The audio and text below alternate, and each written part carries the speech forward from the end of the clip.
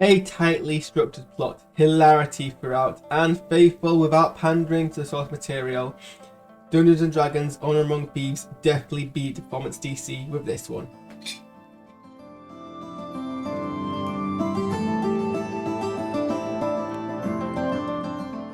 So I got to see the film this weekend when I was invited down by Roll and Play Press along with other members of their community to go to a screening with them to celebrate one of their co-founders' birthday. Happy birthday, Kay, by the way.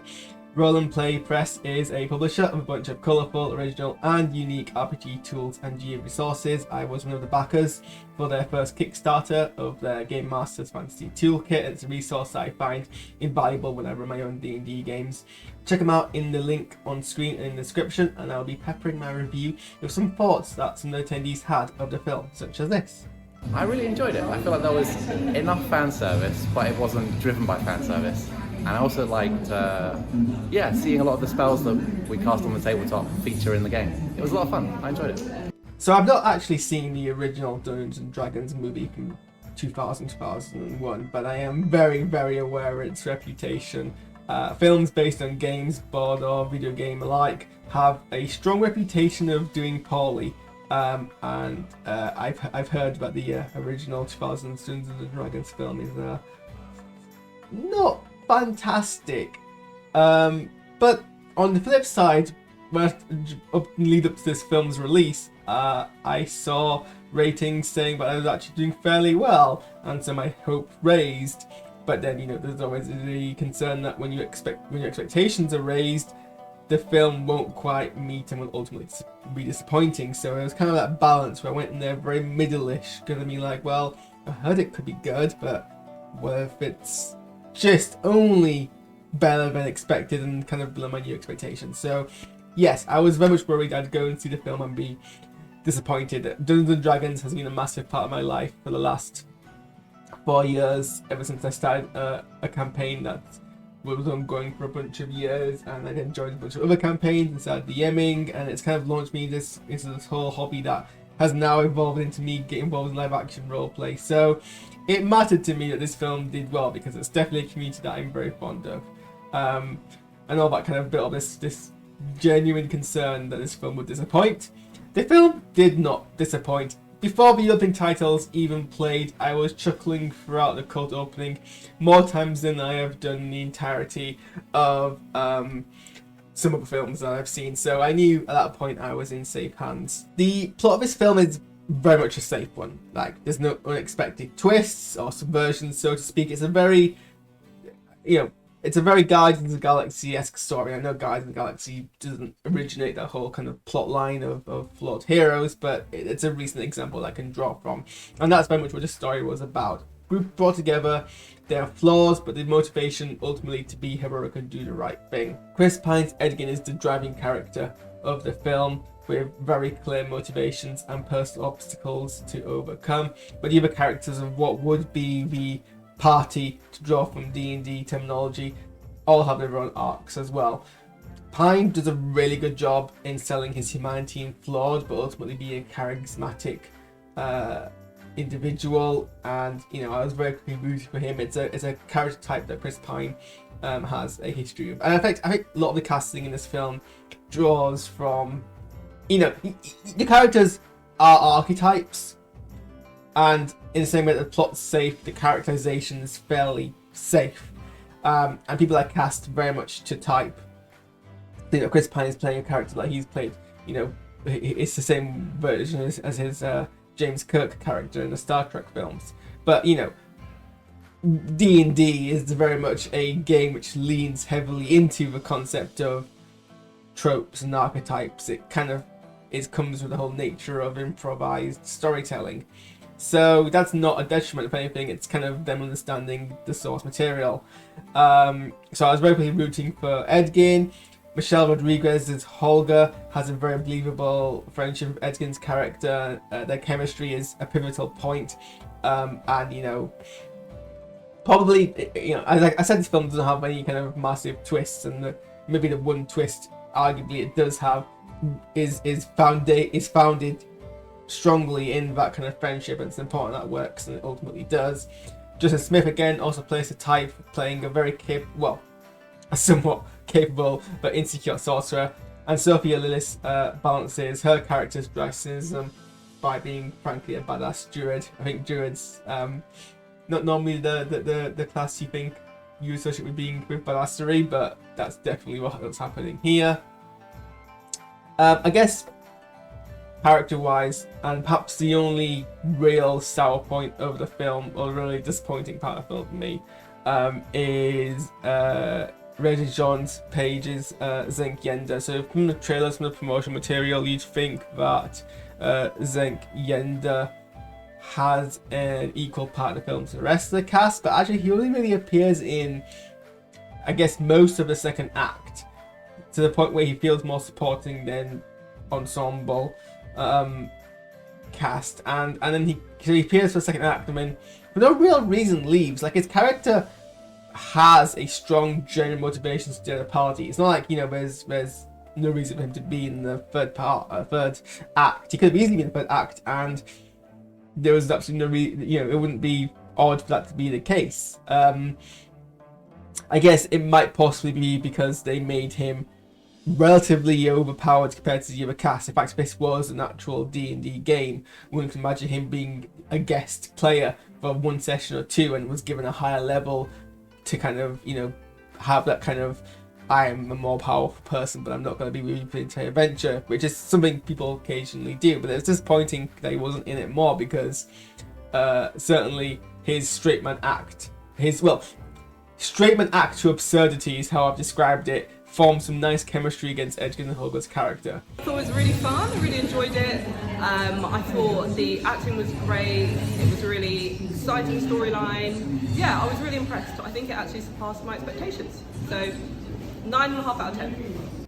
I just mentioned how, you know, you could imagine his character being a guest player for a few D&D games, and that's actually one of the strongest points of the film, is how easily you could imagine this being the dramatization of an actual campaign played by actual people. Like, that's how you know this is a good D&D film, and it does that without lampshading it off. There's no, well, okay, there's a few, but there's no overt, no explicit winks to camera. There's no overt, explicit, you know, if you didn't know, or if you weren't familiar with D&D as a tabletop game, you wouldn't, I guess, pick up on all these, which is the right way to do it.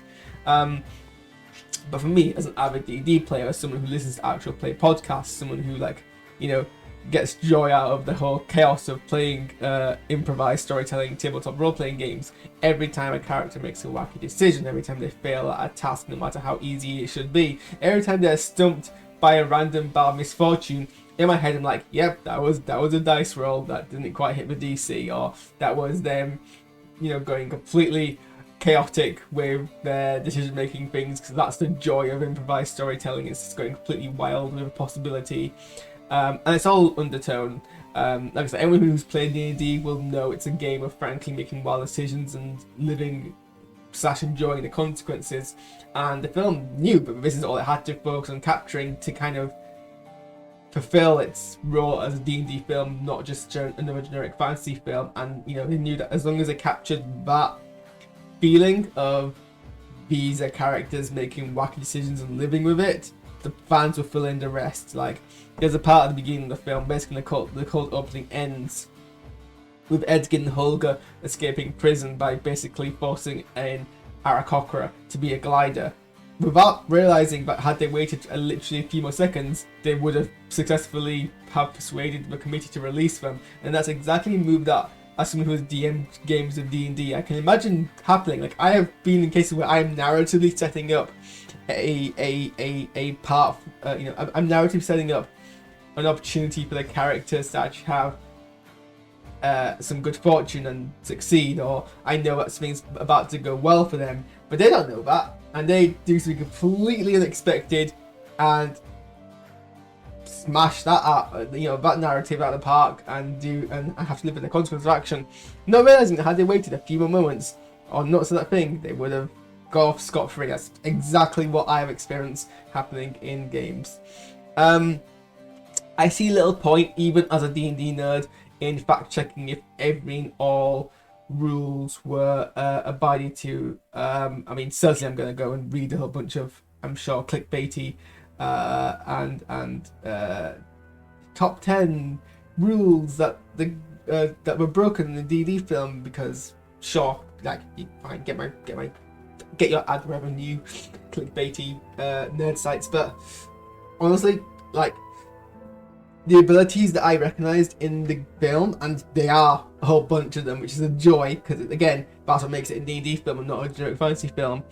They were accurate enough to the rules that I understand them, that it's realistic. Anyone who has played D&D knows that, you know, they will, you know, for weeks and weeks misread a rule or misunderstand a rule and follow and, you know, use this kind of incorrect interpretation of the rules until eventually someone was like, actually no, we read it wrong, it's meant to go like this. Oh well. And not to mention all homebrews. Like, I think there are far few D&D players who have gone through their time playing D&D 100% following every single rule, even if they think they are. So, you know, the film grounds itself in the source material enough by making explicit references to actual spells and abilities and setting itself in the Sword Coast, and any deviation from that is still within the realms of how someone would play D&D. That being said, I am curious to know what level Druid Doric damn it. Although that being said, I am curious to know what level Druid Doric has to be to wild ship that many times in such a short period.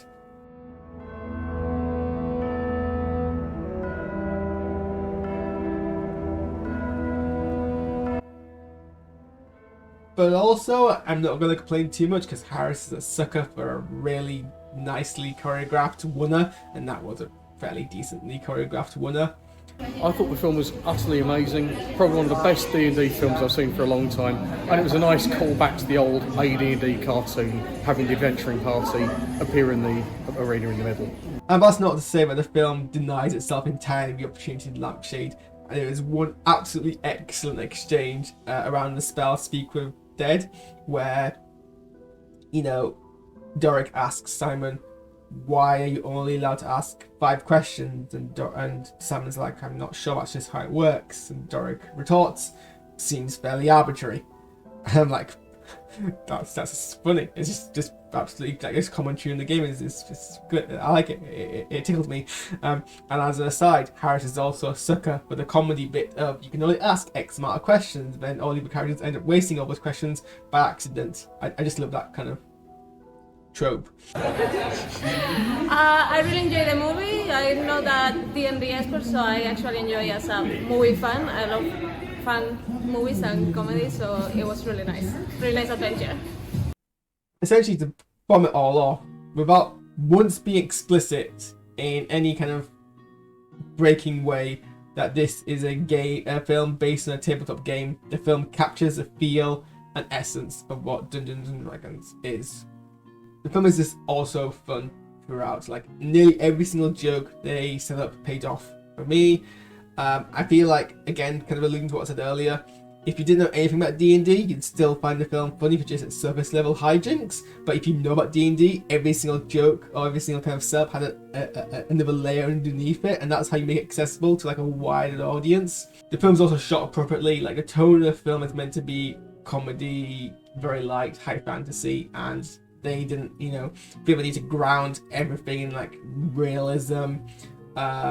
You know, just from the tone of the cinematography and aesthetics, that it's not a film that's going to take itself seriously, and that's fine. But also, someone who has played campaigns in Neverwinter, seeing it on cinema was just like excellent. I loved seeing it rendered, and I also I recognized because I've seen maps of Neverwinter, and I'm like, yeah, that looks fairly wide. That looks fairly accurate. I mean, maybe it isn't 100%, but hey, I mean, they make films in real life and they don't 100% get the geography right there, so I'm not complaining. Yeah, if anyone has any misgivings about seeing this film, I mean, I've spoiled parts of it for you already, but allow me to make a persuasion check otherwise. And to finish this review off, the film gains an additional point of inspiration for delivering where a lot of D&D games do not, and giving us both actual Dungeons and Dragons.